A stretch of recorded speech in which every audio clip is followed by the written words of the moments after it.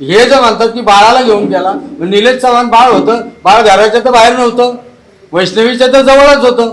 याचा अर्थ काय की हा निलेश चव्हाण वैष्णवीच्या जवळच हे सगळं कुटुंब होतं आणि ह्या काटात हाही सामील आहे असे माझ्या ठाम आरोप आहे त्यांच्यावर. बाळ आणण्यासाठी गेला, हा माझा भाऊ गेला होता. बाळ आणण्यासाठी माझी मानसिकता नव्हती.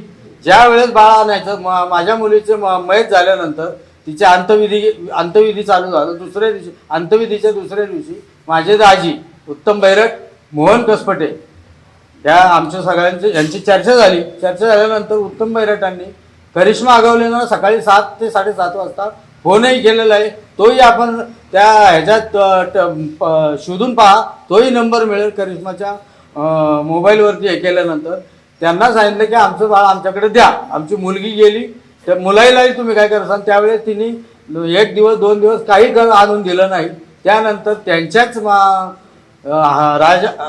राजेंद्र हागवण्याच्याच सख्या भावानी मोठ्या जयप्रकाश हागवणे यांनी उत्तम बैरट यांना फोन केला आणि फोन करून त्यांनीच सांगितलं की तुमचं बाळाला घेऊन जा. ती बाळाला खूप भेंडसाळ होती, ते रडतंय, तिकडे नीट सांभाळलं जाणार नाहीये असं आम्हाला कळलेलं आहे, तर तुम्ही बाळाला येऊन घेऊन जा. त्यावेळेस माझा भाऊ मोहन कसपटे आणि आमचे दाजी उत्तम बैरट हे दोघं प्रभात रोडला आगवण्यांच्या घरी गेले. आगवणे म्हणजे जयप्रकाश आगवणे, राजेंद्र आगवणेच्या घरी.